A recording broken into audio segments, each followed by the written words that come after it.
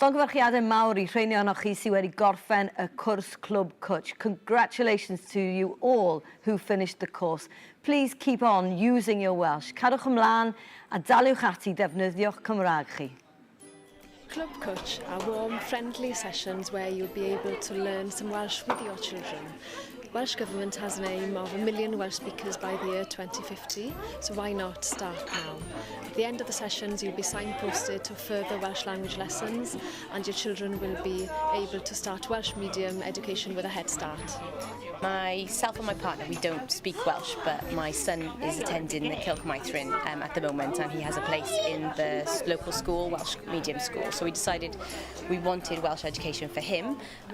We were a bit nervous about it because we don't speak Welsh, but we want it for him, so we've gone with that. Feeling more confident about it now, and I wanted to kind of start learning a bit of Welsh, but I wasn't ready for a big course, so this just kind of fits perfectly, and it also meant I could bring my younger one as well, so we're kind of learning together.